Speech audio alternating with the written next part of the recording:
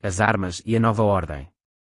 Tentando justificar a lei que pune como criminoso inafiançável o cidadão que guarda um revólver em casa sem dar ciência disto ao mundo, o ministro Nelson Jobim declarou que nós, brasileiros, não estamos preparados para o uso de armas de fogo. Entenderam bem? Não estamos preparados, então veio o governo e, com o zelo de um pai, nos tira da mão o perigoso brinquedo. Mas se estamos despreparados para nos defender, estará o governo preparado para fazê-lo por nós? Não temos visto governo após governo vacilar, tremer, fracassar ou omitir santa maré montante do banditismo e mostrar-se incapaz até mesmo de controlar a corrupção e a violência de seus próprios funcionários. Que autoridade tem um pai que, sem força para garantir a segurança dos filhos, ainda por cima lhes tira os meios de se defenderem a si mesmos? Para dar respaldo à leizinha insolente, o ministro recorre a um argumento pretensamente estatístico: a maioria das vítimas que tentam se defender de armas em punho se dão mal. Mas que significação pode ter essa estatística, se ela se baseia em registros de ocorrências e se, por definição, o cidadão que obtém sucesso na tentativa de expulsar assaltantes à bala não registra a ocorrência, justamente para não ter de entregar à polícia a arma que o salvou? A estatística reflete os casos em que o cidadão é desarmado e baleado pelos assaltantes. Mas quando quem morre ou se fere é o bandido, aí sim é que o cidadão se dá mal. O Brasil todo viu, pela TV, a admirável velhinha de Ibitinga, SP, que enfrentou a tiros 2 assaltantes, mandando um para o hospital. A polícia, que jamais teria podido chegar em tempo de ajudá-la, se limitou a fazer o que o Nelson Jobim gosta: tomou o revólver da velhinha. Os bandidos de Ibitinga já estão avisados, podem voltar tranquilos, que o perigo passou, a macróbia temível está desarmada. Entrem, roubem, matem, se tiverem gosto para isto, estuprem. Nelson Jobim vai dormir com a consciência tranquila de ter protegido a vovozinha contra si mesma. Um outro argumento do ministro é mais miserável ainda: a maioria dos assaltos é feita com armas roubadas. Pergunto eu, e daí? O registro das armas impedirá que alguém as roube. Se registro fosse garantia contra roubo, não haveria roubo de automóveis. O insensato registro só servirá mesmo para uma coisa: melhorar o padrão técnico dos assaltos. Doravante, os bandidos, antes de invadirem uma casa, tomarão a precaução de obter, dos olheiros que nunca lhes faltam na polícia, a informação atualizada que é a base do planejamento preciso e da ação eficaz: o proprietário tem armas. Quantas? De qual calibre? A lei absurda viola o segredo doméstico e expõe o cidadão, inerme, aos olhares dos criminosos. Mas, no fundo, a argumentação do ministro tem lógica, reflete a astúcia de um governo que, eleito para privatizar a economia, só pretende fazê-la à custa de estatizar tudo mais: a moral, os costumes, a intimidade humana. Nenhum governo brasileiro, eleito ou imposto, jamais ousou ir tão fundo no controle que este vai tentando exercer sobre a mente dos cidadãos. De leve, de mansinho, ele vai entrando, vai tomando conta de tudo, vai remoldando nossa vida e nossas almas pelo padrão de seus valores, que, permanecendo implícitos e discretos, jamais são discutidos, muito menos contestados. Ninguém parece sentir a invasão. Acostumados a só lutar no campo macroscópico dos confrontos ideológicos, os brasileiros não se dão conta da subversão minimalista, da agressão molecular, diria António Gramsci, que, sorrateiramente, vai implantando entre nós a ditadura da engenharia psicológica. A estratégia é simples: ceder e agradar no visível, conquistar e dominar no invisível. O cidadão sabe o valor da estabilidade financeira, o governo lhe dá estabilidade financeira, sabe o que são direitos humanos, o governo lhe dá direitos humanos, em troca, pede-lhe coisas que, no momento, parecem de valor irrisório, pequenas concessões morais, insensíveis mudanças de hábito. Só que essas mudanças, imateriais e inócuas o quanto possam parecer, afetam a base da personalidade humana e os pilares da cultura, afetam os valores, que determinam as ações e as condutas. Comparada ao despotismo ostensivo, que desperta resistências e tem portanto uma força muito relativa, essa forma de poder sutil está muito mais próxima do poder absoluto, o poder que não se contesta, porque não se vê.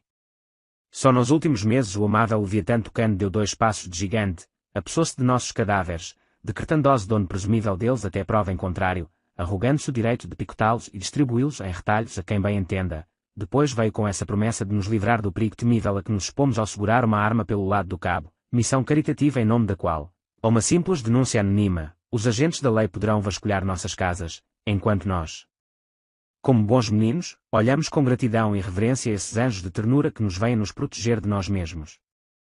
E o cidadão, ao aceitar essas mudanças em troca de supostos benefícios constitucionais, cai no mais velho engano das almas frouxas: para obter vitam vivendi perder causas, em troca da vida, perde aquilo que torna a vida digna de ser vivida.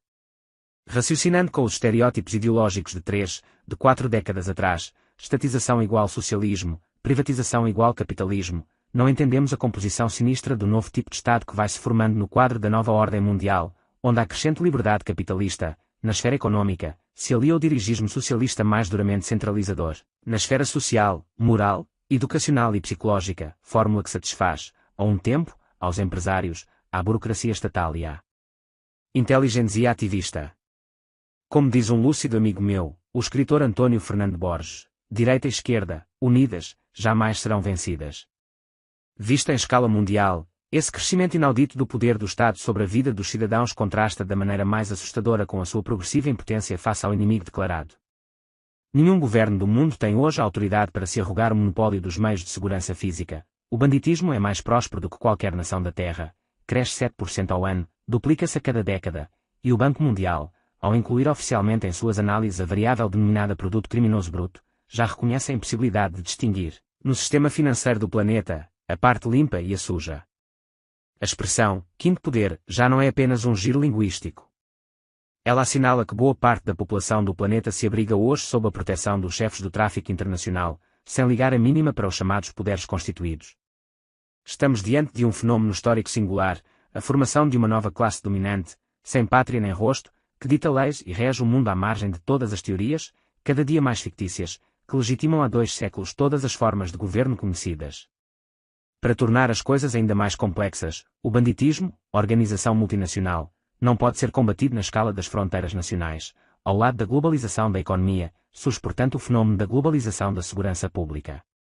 Junto com o banditismo, cresce a força das organizações internacionais, ONU, Unesco, Banco Mundial, Organização Mundial da Saúde, a cada dia mais prepotentes e invasivas no ditar normas aos Estados nacionais. Estes, por seu lado, vendo diminuir seu poder ante o nascente e próspero governo do mundo, procuram se garantir dentro de seus respectivos territórios, ampliando os tentáculos da burocracia fiscal, policial, judiciária, educacional e assistencial. É assim que os Estados se tornam tanto mais poderosos dentro de seus respectivos territórios quanto mais se curvam à dependência internacional.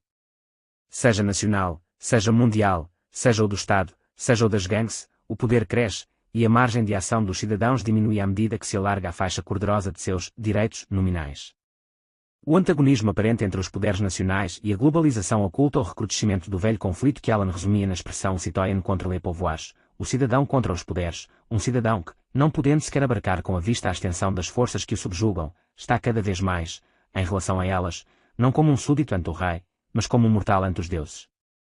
E o mais irónico é que, para legitimar-se, todos esses poderes fazem uso de um mesmo discurso ideológico, crescentemente uniforme, em escala mundial, à medida que junto com o banditismo e a economia a mídia também se globaliza.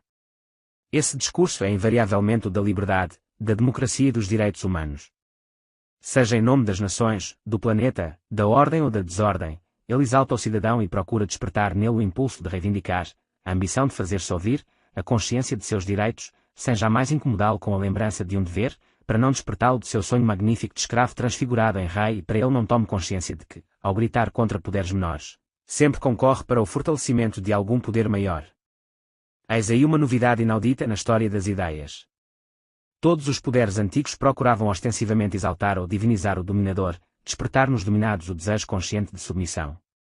Só os poderes modernos, inconcebivelmente mais fortes e indestrutíveis que seus antecessores, se legitimam pela modéstia com que se fazem de invisíveis, ao mesmo tempo que exaltam, pela lisonja, a vaidosa ilusão de cidadãos cada vez mais impotentes.